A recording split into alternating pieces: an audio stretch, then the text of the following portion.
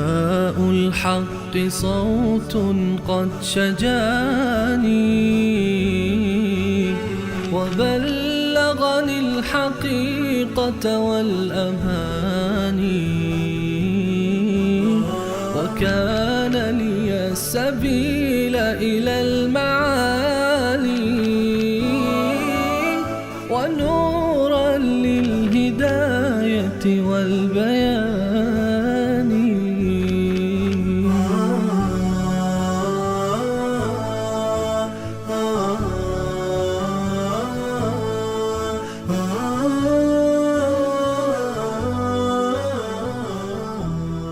بسم الله الرحمن الرحیم. اللهم صل علی محمد و علی آل محمد كما صليت على ابراهیم و علی آل ابراهیم انك حمید مجید و بارک علی محمد و علی آل محمد كما بارکت علی ابراهیم و علی آل ابراهیم انك حمید مجید. عرض سلام دارم و ادب و احترام خدمت همه شما خوبان و سروران. امیدوارم هر کجا که هستید توفیقات روزافزون الله متعال قرین راهتان باد و هر روز و هر لحظه زندگیتان در عبادت الله متعال زیباتر از روزها و لحظات گذشته آن سپری گردد. با شما هستیم با دو سوره پایانی کلام الله مجید و ترجمه معانی این دو سوره عظیم، سوره مبارکه الفلق و سوره مبارکه الناس، قل اعوذ برب الفلق و قل اعوذ برب الناس. این دو سوره با هم به نام معوذتین هم معروفند، چرا که در ابتدای دو سوره اعوذ استفاده شده. کلمه اعوذ یعنی پناه بردن بر الله متعال، معوذتین دو سوره‌ای که در ابتدایش یعنی اعوذ استفاده شده و پناه بردن بر الله متعال. درباره این دو سوره که در مکه نازل شدند یا در مدینه منوره، بسیاری از مفسرین گفتند که در مکه مکرمه نازل شده، برخی از مفسرین هم گفتند در مدینه منوره نازل شده است. و درباره این سوره شأن نزول هایی هم ذکر کردن کسانی که گفتند در مدینه منوره نازل شده، که این سوره ها یک یهودی در مدینه منوره از طریق غلامی که خدمتکار رسول علیه السلام بود و اون غلام ندانسته سبب شد تا موهایی از شانه رسول علیه السلام رو به دست بیارن و این موها رو به همراه نخ‌های گره زدن، 11 گره، و با سوزن‌های محکم کردن، داخل غلاف خرمایی بستن، در زیر سنگی در داخل چاهی در مدینه منوره پنهان کردن، چاه آبی، و رسول الله صلی الله علیه و سلم رو سحر کردند. و چند روزی رسول الله علیه و سلم اذیت شدند و آزار می‌دیدند تا اینکه شبی روزی در خواب دیدند که دو ملک بر سر ایشان ایستاده هستند و ایشون در حال استراحت هستند و فرمودند که ایشون رو چه شده؟ گفتن سحر شده. گفتن کی؟ گفتن فلانی سحر کرده. و چگونه سحر شده؟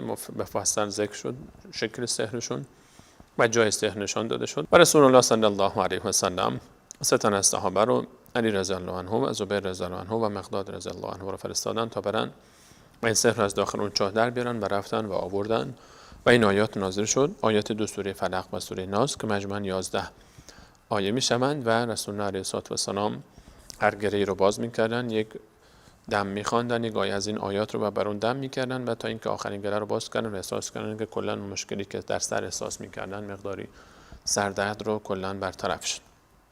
و این حکمت الله متعال بود تا رسول الله صلی الله علیه و سلم رو این گونه ابتلا بکنه تا برای من و شما تعلیم بدن که در برابر با سحر و جادو و چشم زخم چگونه از این آیات استفاده بکنیم و از این سوره های گرانبها.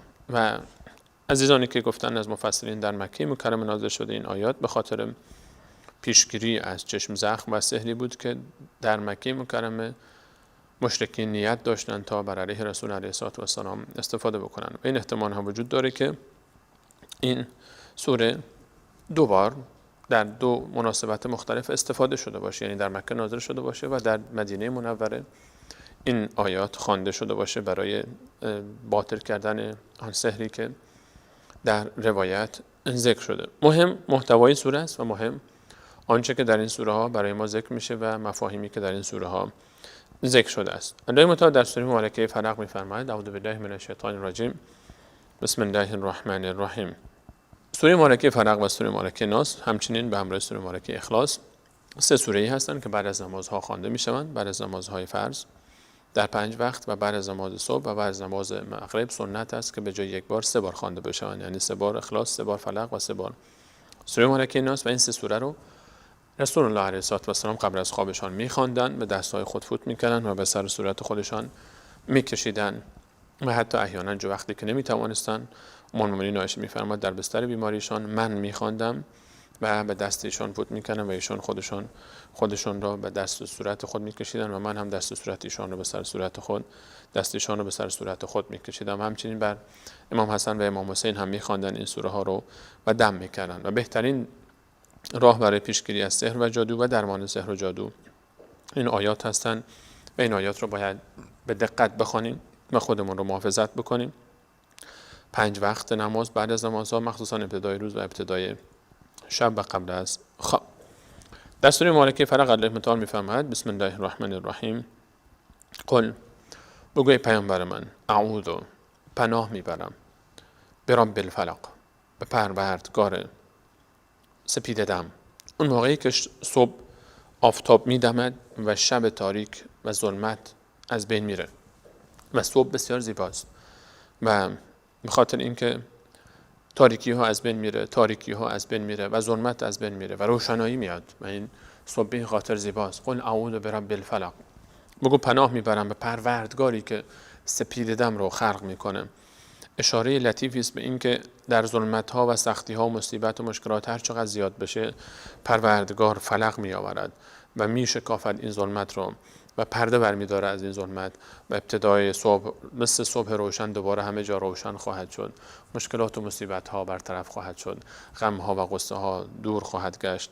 پس من پناه میبرم با آن پروردگاری که صبح دم و سپید دم رو به وجود می آورد. و این نشان از این داره که در این 2 سوره در مشکلات و سختی ها چقدر راهگشا خواهد بود و چقدر باید به اینها چنگ بزنیم و متوسل بشیم به این سوره ها. من شر ما خلق بگو پناه میبرم به پروردگار سپید دم از شر هر آنچه که خلق کرده است. ما خیلی چیزها رو نمیدانیم و خیلی چیزها رو میدانیم، شر مخلوقات، حتی شر نفس خودمون، شر هر آنچه که الله تعالی خلق کرده است.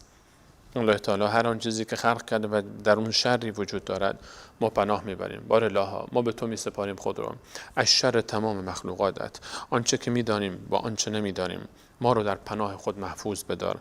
الله متعال پناه بردن رو نشان میده و ما که از چه چیزهایی باید پناه ببریم بر الله تعالی، از شر هر آن چیزی که خلق کرده و خود بهتر میداند که آنچه که خلق کرده چه شرهایی وجود داره در مخلوقاتش. ما رو بار الله نجات بده از شر هر آنچه که خلق کرده ایم. و من شر غاسق اذا وقب از جمله این شرها 3 شر رو الله متعال اینجا ذکر میکنه که اینها بسیار شرهای خطرناکی هستند و از این شرارت ها باید پناه بود. من شر غاسق و از شر تاریکی شب اذا وقب آن لحظه‌ای که می آید و فرا می رسد. شب و تاریکی و ظلمت شر است، شر داره برای خود، شرارت زیاد میشه. در تاریکی ها شر بیشتر میشه و نفس انسان اصلا خود به خود رغبت بیشتری پیدا میکنه به کارهای شر. در شب دزدها در شب، راهزنها در شب، حیوانات درنده در شب و حیوانات گزنده در شب. و شب انسان میترسه، به خاطر همینه که شب تاریکی انسان رو میترسانه.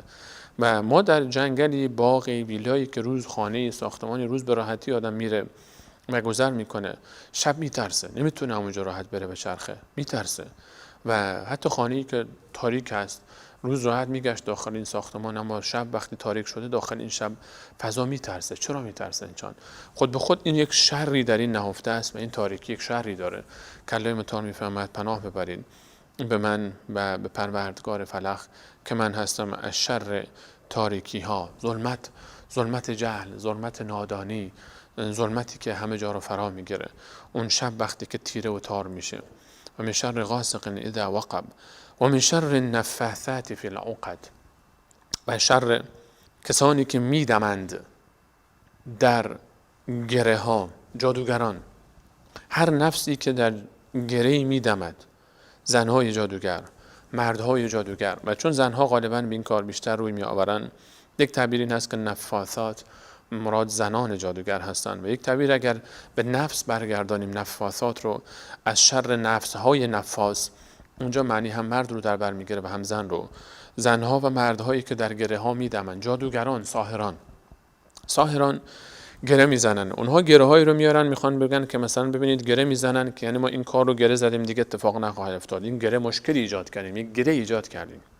یا برعکس گره ها رو باز میکنن و میگن ببینید پیوند و عقد دو زن و شوهر از بین رفت، دوستی رو از بین بردیم، مودت رو از بین بردیم. یفرقون به بین المرء و زوجه. الله تعالی میفهمد بین همسر و همسر فاصله میاندازن. و ساحران پست ترین موجودات روی زمین، ساحران، جادوگران، انسانهای خبیثی که به حدی از رذالت و شرارت میرسن و پستی که شیطانها به اینها خدمت میکنن، جنهای شیطان صفت به اینها خدمت میکنن. الله متعال ما و شما را از شر اینها در امان بدارد. و من شر النفاثات فی العقد، از شر کسانی که سخنچینی میکنن و برای از بین بردن گره دوستی، خویشاوندی و پیمان زناشویی تلاش میکنن. همه اینها در یک حکمن.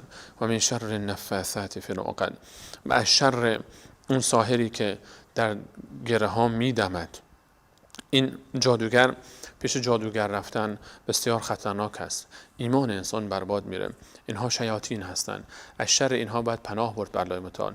نه که برای حل مشکلات پیش اینها رفت، نه که پیش اینها بریم تعویض بنویسن، نه که پیش اینها بریم مشکل ما رو حل بکنن. اینها خودشون مشکلن. از اینها باید به الله تعالی پناه برد. بعد خودمون رو از اینها نجات بدیم، نه که این خودمون رو در اختیار اینها بگذاریم. و من شر النفاثات فی العقد، از شر اونهایی که میدمن. نفاث از نفس گرفته شده، یعنی اینجور به این حالت وقتی که فوت میکنن در گره ها میدمن و هر جوری تلاش میکنن تا آنچه که از اونها خواسته شده رو انجام بدن تا اعتبار اونها زیر سوال نره. کسانی که گفته میشین جادوگرانی که وقتی سحر اونها اثر میکنه که با آیات قرآن استنجا میکنن، کاغذهای قرآن رو به عنوان دستمال کاغذی توالت استفاده میکنن و همیشه به حالت جنابت هستن و برخی از اینها پس افکنده های خودشون رو خشک شده میخورن و در اوج نجاست و خباست و پست‌ترین موجودات روی زمین اینها هستند و پست‌ترین فعلی که در روی زمین انجام شده سحر است و اینها انجام میدهند. و من شر حاسد اذا حسد، و پناه میبرم بگو به پروردگار صبحدم وقتی که صبح میدمد، از شر اینها، از شر آنچه خلق کرده، از شر تاریکی ها وقتی که فرا گیرد همه جا رو، از شر اون جادوگران وقتی که میدمند در گره ها، و از شر حسود آن لحظه‌ای که حسادت کند. و من شر حاسد اذا حسد، از شر اون لحظه‌ای که حسود حسادت میکند. حسود به کسی گفته میشه که نعمتی رو پیش کسی میبینه و آرزو میکنه، نمیتونه تحمل بکنه چرا فلانی این نعمت رو داره، آرزوی برباد رفتن نعمت رو پیش اون میکنه. اونو میگن حسود. چشم دیدن نعمت دیگران رو نداره، چشم این رو نداره که ببینه فلانی زیباست، خوشگله، خدا به زیبایی داده، فلانی ثروت داره، فلانی قدرت داره، فلانی پست و مقامی داره، فلانی محبتی داره، فلانی جایگاهی داره، فلانی پست و مقامی داره، فلانی خانم خوبی داره، فلانی دختر بچه خوبی داره، فلانی ماشین خوبی داره، فلانی یک نعمتی رو الله تعالی اون داده. این حسادت میکنه. این حسادت میکنه چرا فلانی داره، چرا فلانی داره، ولی اینکه من ندارم اونم نداشته باشه، اونم نداشته باشه. اینو میگن حسود. حسود از بدبخت‌ترین انسان‌های روی زمین است و در بدبخت بودن حسود همینقدر بس، در بدبخت بودن حسود همینقدر بس که روزانه میلیون‌ها نفر بعد از نمازهای 5 وقت روزانه، مسلمان‌ها 1,500,000,000 2 میلیارد مسلمان روزانه بعد از 5 وقت نمازشان در هر نماز، در نمازها، خارج از نمازها، از شر حاسد و از شر حسود به الله تعالی پناه میبرن.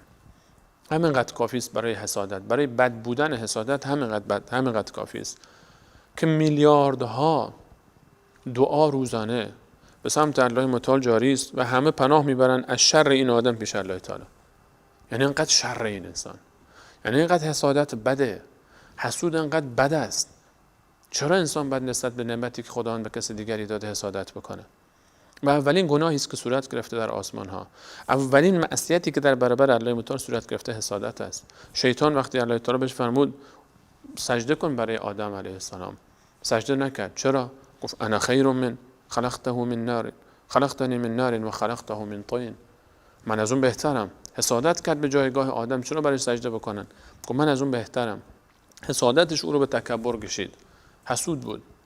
و حسادت هابیل و قابیل روی زمین اولین قتلی که صورت گرفت به خاطر این بود که قابیل حسادت کرد بر هابیل و او رو کشت. حسادت کرد، حسود. اولین مصیبت و معصیتی که در دنیا انجام شده و اولین معصیتی که در برابر الله تعالی ایجاد شده ریشه اون حسادت است و حسود بسیار بد حسادت کردن. چرا انسان باید حسادت بکنه؟ چرا باید حسادت اون آتشی است که وقتی به خرمن اعمال انسان میزنه همه رو از بین میبره.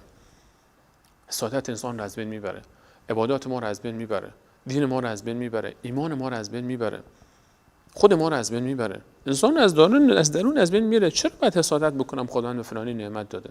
بگو خدای بیشتر به اون بده، به منم مثل اون بده.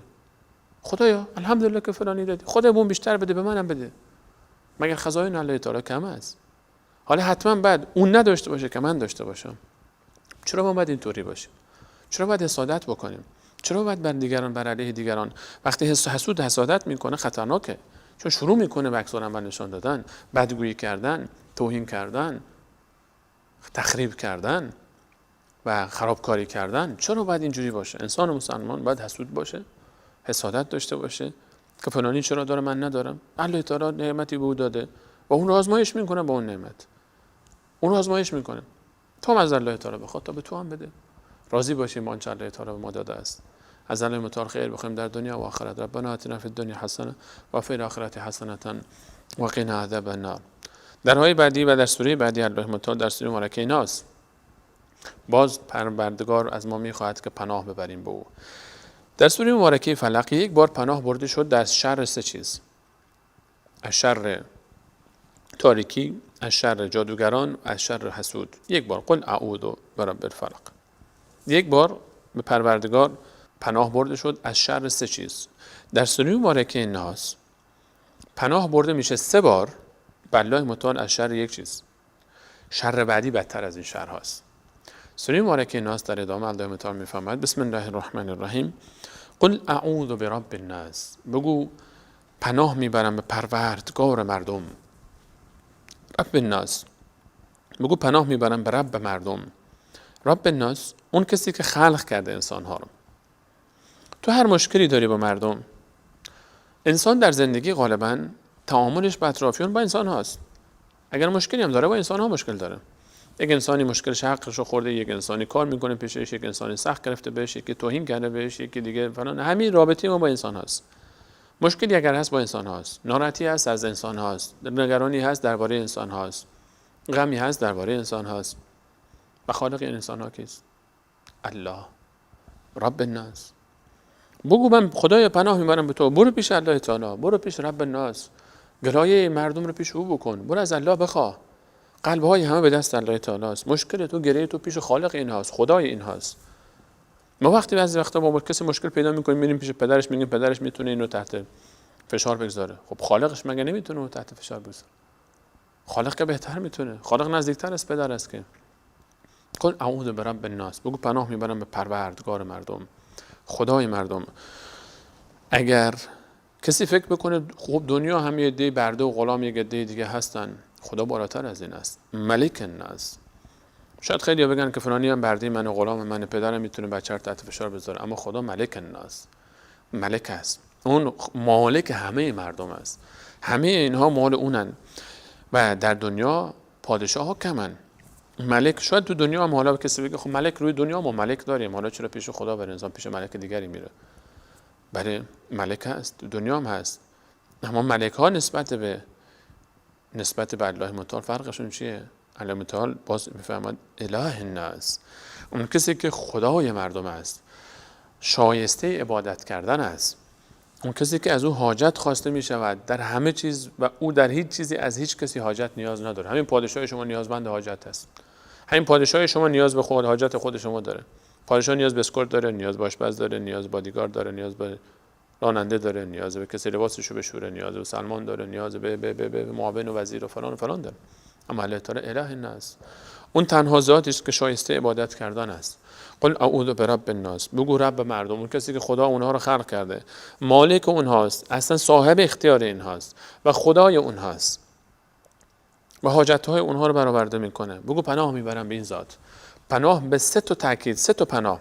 بگو پناه میبرم به خدای مردم، پناه میبرم به ملک مردم، پناه میبرم به مالک مردم و پناه میبرم به خدای مردم، پناه میبرم به خالقشون، پناه میبرم به مالکشون که الله تعالی است و پناه میبرم به کسی که خدای اونهاست و او رو میپرستن، معبود اونهاست که همه اینها الله تعالی است.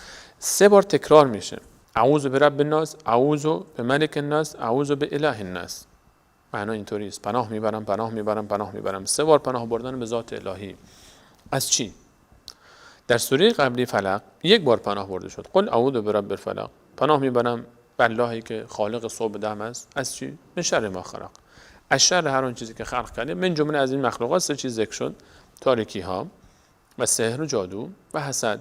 همه اینها تاریکی هستند. وقتی که این تاریکی ها میاد، رب الفلق، خدایی که سپید دم رو میاره برای من سپیدی میاره و صبح دم میاره، بعد از تاریکی سحر، مبتلا شدن به سحر، بعد از حسادت حسود، بعد از تاریکی هایی که در شب از جهل و نادانی و ایجاد میشه. اون خدایی که سپید دم میاره در زندگی من یک درخشش میاره و یک صبحی ایجاد میکنه بعد از این مشکلات. اینجا الله متعال 3 بار تاکید کرد پناه ببریم. اونجا 1 بار بود برای 3 چیز، اینجا 3 بار است برای 1 چیز و اینجا مهمتر است و این نشان از اهمیت این موضوع داره. اون چیه که این همه تاکید شده در سوره بعد، سوره ناس؟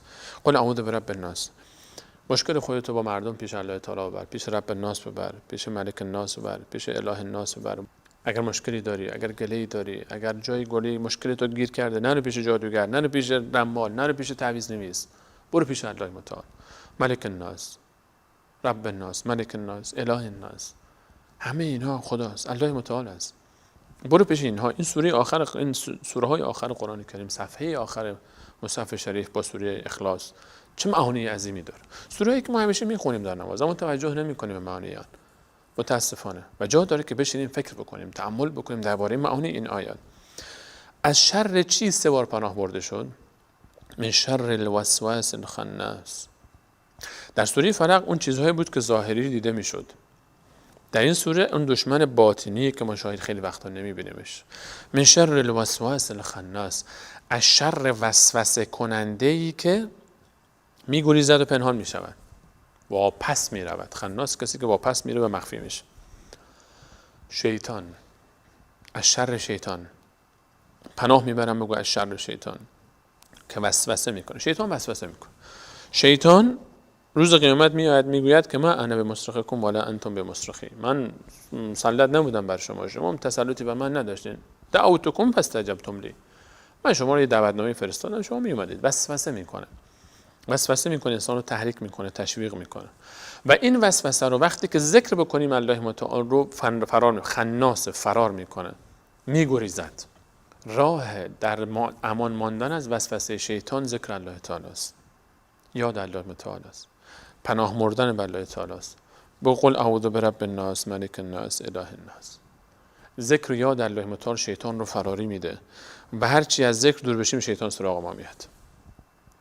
هرچی در زندگی ما ذکر و یاد الله متعال کمتر بشه شیطان بیشتر تسلط پیدا میکنه و جنها و سحر و جادو و هر مصیبت دیگری.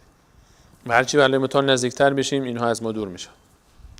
اینها از ما دور میشن و از ما فرار میکنن. من شر الوسواس الخناس، از شر وسوسه کننده ای که میگریزد و مخفی میشود. این که ما اجازه میدیم شیطان بیاد بر ما مسلط بشه، مقصر ماییم. اون خیلی ضعیفتر از این است که تسلطی داشته باشه. با یاد الله متعال فرار میکنه. کافیه بگیم الله اکبر، میگریزه، فرار میکنه، ترسوی بزدل. رسول الله علیه الصلاه و السلام فرمود وقتی صدای اذان بلند میشود شیطان از پشتش صدای خارج میشه و صدای بادش خارج شده فرار میکنه و میگریزه تا جایی که بتونه. ذکر الله متعال شیطان رو فراری میده. خانه های ما وقتی قرآن خونده میشه شیطان از اونجا میگریزه، جن فرار میکنه. اونجا خانه مبارک میشه، با برکت میشه. قرآن بخوانیم، آیات بخوانیم، این آیات رو، این سوره ها رو، سوره بقره رو بخوانیم، سوره های حمد، سوره حمد، آیات کرسی رو بخوانیم، دعای آخر بقره رو بخوانیم. برای باطل شدن سحر و جادو فقط دعاهای قرآنی باید خوند. پیش هر جادوگر و رمالی نریم. الله تعالی میفرماید الذی یوسوس فی صدور الناس، اون ذاتی شیطان خناسی که فراری میشه وقتی ذکر الله تعالی شنیده بشه، در قلب ها، در سینه ها وسوسه ایجاد میکنه، تحریک میکنه انسان رو. درباره گناهان کافی است که انسان همون وسوسه که ایجاد شد همون جلوش رو بگیریم. وسوسه که ایجاد شد اگر همون لحظه جلوش رو گرفتیم تمامه. اما اگر ولش کردیم میره انسان. اگر ولش کردی میره. وسوسه رو همونجا به جلوش رو گرفت. یوسوس فی صدور الناس من الجنة والناس. این وسوسه کننده خناس شیاطین دو گروه دارن. یک گروه از جنن که اصل شیطان ها هستن. کان من الجنی، الله تعالی میفهمه شیطان از جمله جنیات هست. من الجنة، جنه جمع جنی هست. جنی یعنی شیطان، جن شیطان. جنه جمع جنی است. ناس جمع به معنای مردم است، جمع انس است.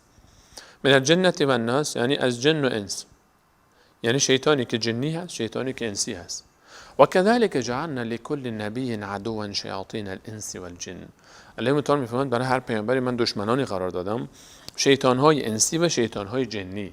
شیطان‌های انسی اونجا ذکر شد چون پیامبران مستقیما در ارتباط هستند. شیطان‌های انسان‌های شیطان صفت. و اینجا جن اول ذکر شد بعد انس، چون جن‌ها وسوسه میکنن بیشتر در دل انسان‌ها. و انسانی که میاد انسان حرف میزنه، انسان‌های شیطان صفتی هم هستن، میان حرف میزنن، انسان رو وسوسه میکنن به گناه. از شر اینها پناه ببریم بر الله متعال. الله متعال میفرماید از اینها فرار کنید، بگریزید، پناه ببرید بر الله متعال. در سوره فلق یک پناه بردن از سه تا شر کلی که هر چه خلق کرده به صورت عموم، مخصوصا سه تا از اینها: سحر، شب، تاریکی ها و سحر و همچنین حسد.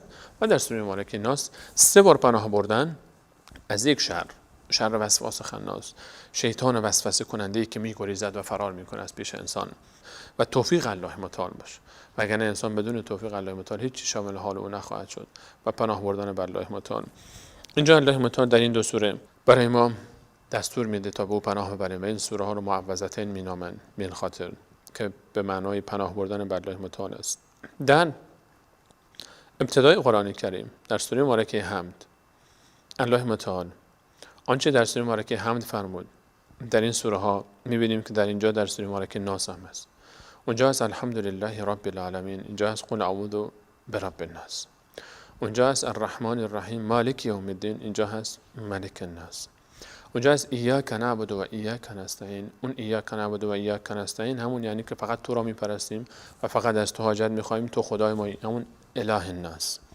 اهدنا الصراط المستقیم صراط الذین انعمت علیهم غیر المغضوب علیهم ولا الضالین، یعنی همین شر وسواس خناسی که از جن و انس هستن انسان رو گمراه میکنن. مفاهیم سوره ابتدایی سوره مبارکه حمد در 3 موضوع مهم: ربوبیت، مالکیت و الوهیت الله متعال و پناه از شر شیطان و شیاطین و هدایت در مسیر مستقیم است.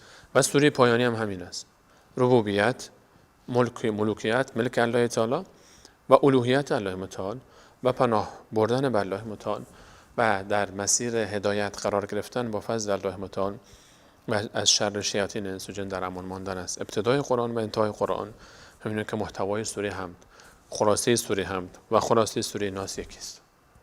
این نشانه از عظمت قرآن کریم دارد که ابتدا تا انتهاش یک دعوت داره. اون دعوت شناخت الله تعالی است و عبادت الله تعالی و در امان ماندن از شر شیاطینی که در این مسیر هدایت قرار میگیرن. همون هدایتی که در سوره حمد همش میگیم اهدنا الصراط المستقیم، ما را به راه راست هدایت بفرما. و در این مسیر راه کی شر وسواس خناس است که ما را از بین میبره. گویی که در سوره حمد الله تعالی ما میفهمد که به دنبال هدایت باشید و در پایان قرآن میفهمد این هدایت رو اگه حاصل کردید مواظب باشید، وسواس خناس شما رو از این راه بیرون نکنه و به اللهتون که رب شماست، که مالک شماست، که اله شماست پناه ببرید تا شما رو بر این مسیر نگه دارد. و خلاصه سوره حمد و خلاصه سوره ناس در ابتدای قرآن و در انتهای قرآن یک چیز است: شناخت الله متعال، التماس به او و عبادت او و پناه بردن به او و خواست هدایت از او و خواست استقامت در مسیر این هدایت و گمراه نشدن توسط شیاطین انس و جن و سرنوشت گرفتار نشدن به سرنوشت کسانی که گمراه شدن و کسانی که خشم و غضب الله تعالی بر اونها رفته است که همون پیروان شیطان و اتباع شیطان هستند. از اینکه تا این لحظه برنامه خودتون یاری کردید از همه شما عزیزان سپاسگزاریم. با امید که الله متعال توفیق فهم صحیح آیات کلام الله مجید نصیب ما بگرداند و ما و شما رو بندگانی مخلص و خالص و خدمتگزارانی خالص برای قرآن کریم بگرداند. ما را از دعای خیرتان فراموش نکنید. و همه شما عزیزان رو بر رحمتان میسپارم. الله یار نگهدارتان. السلام علیکم و رحمت الله و برکاته.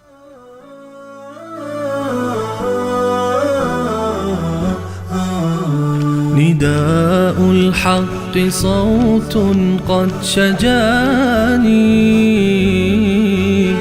وبلغني الحقيقة والأماني وكان لي السبيل إلى المعاني